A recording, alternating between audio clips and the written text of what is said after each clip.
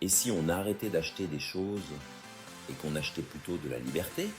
Tu as déjà ressenti cette petite montée d'excitation quand tu achètes quelque chose de nouveau? Ce frisson quand tu ouvres un colis?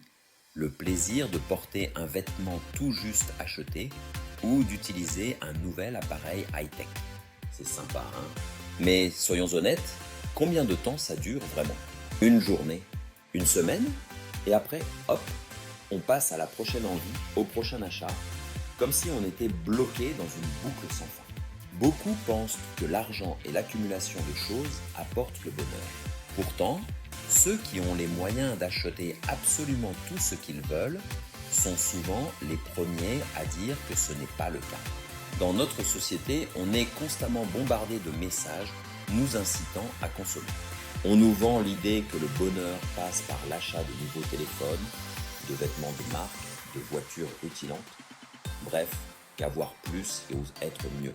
Mais et si on se trompait complètement? Et si le véritable chemin vers une vie plus heureuse et épanouie ne se trouvait pas dans les objets qu'on possède, mais dans la liberté qu'on se crée? C'est peut-être le moment d'arrêter d'acheter des choses et de commencer à investir dans quelque chose de bien plus précieux, notre liberté. Pourquoi acheter donne-t-il une illusion de bonheur? On ne va pas se mentir, acheter c'est cool.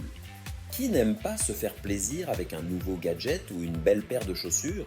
Cette petite montée d'adrénaline quand on passe en caisse ou quand un colis arrive, c'est presque addictif. Mais le problème, c'est que cette sensation est éphémère. Elle dure quelques instants, puis s'efface et très vite, on ressent le besoin de revivre cette excitation. Alors on cherche le prochain truc à acheter, et puis encore un autre. C'est un cycle sans fin. D'ailleurs, des études ont montré que les gens ressentent un pic de bonheur lorsqu'ils achètent quelque chose de nouveau, mais que cette joie retombe très vite. Résultat, on se retrouve à acheter toujours plus pour essayer de retrouver cette sensation. C'est comme une roue de hamster. On court après quelque chose sans jamais l'atteindre. Pourquoi même les riches tombent dans ce piège? Si l'argent faisait vraiment le bonheur, alors les milliardaires devraient être les personnes les plus heureuses du monde, non? Pourtant, ce n'est pas le cas. Quand on peut tout s'acheter, le plaisir d'avoir quelque chose de nouveau s'évapore encore plus vite. Parce qu'il y a toujours mieux, plus grand, plus exclusif à posséder. Une voiture de luxe, génial, jusqu'à ce que la nouvelle version sorte. Un immense manoir, impressionnant, jusqu'à ce qu'on visite une maison encore plus grande. C'est un cercle vicieux. Plus on possède, plus on s'habitue à ce niveau de luxe, et moins il nous impressionne. Le problème, c'est que notre cerveau s'adapte très vite aux nouveautés. Ce qui était un rêve hier devient une normalité aujourd'hui, et demain, ce sera juste ennuyeux. Et si on achetait plutôt de la liberté? Plutôt que de courir après toujours plus d'objets, pourquoi ne pas chercher à acheter plus de liberté? La liberté, c'est avoir le choix. Le choix de comment on dépense notre temps, notre énergie et notre argent. Le choix de dire non à un job qu'on déteste. Le choix de ne plus être prisonnier de ses dettes ou d'un mode de vie dicté par les attentes des autres. Et tu sais quoi? Ce n'est pas l'argent qui crée cette liberté, c'est la façon dont on l'utilise.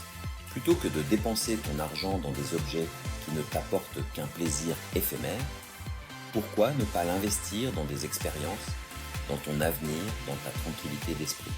Les expériences valent bien plus que les objets. Une iPhone dernier cri, c'est cool. Jusqu'à ce que le prochain modèle sorte. Un voyage par contre, c'est des souvenirs qui restent toute une vie. Un week-end entre amis, une formation qui t'apprend quelque chose de nouveau, du temps passé avec ta famille, ça c'est du bonheur durable. D'ailleurs, les études sont formelles.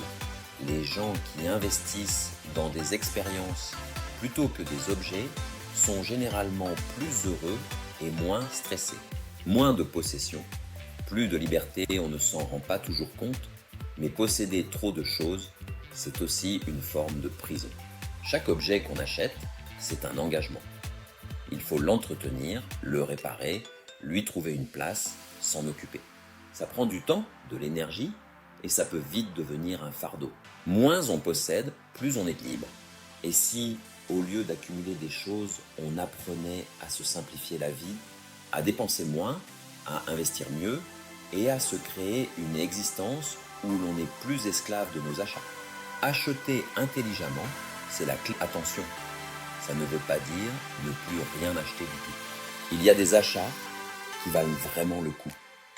Une guitare si tu aimes la musique, un bon appareil photo si tu es passionné de photographie, ou même une voiture si elle te fait vraiment vibrer. La vraie question à se poser, c'est est-ce que cet achat va enrichir ma vie à long terme? Ou est-ce juste une envie passagère? Si c'est quelque chose qui te passionne vraiment, qui va t'apporter du bonheur sur la durée, alors vas-y. Mais si c'est juste pour combler un vide ou suivre une tendance, demande-toi si ça en vaut vraiment la peine. En résumé, acheter des objets te donne une satisfaction courte et éphémère. Les expériences et la liberté financière apportent un bonheur durable. Plus tu possèdes, plus tu es prisonnier de tes biens. Moins de dépenses inutiles, plus de liberté pour faire ce qui compte vraiment. Alors, la prochaine fois que tu seras tenté par un achat impulsif, pose-toi cette question. Est-ce que ça m'achète du bonheur ou est-ce que ça m'attache encore un peu plus? Et si la réponse n'est pas évidente, peut-être qu'il est temps de commencer à acheter de la liberté plutôt que des choses.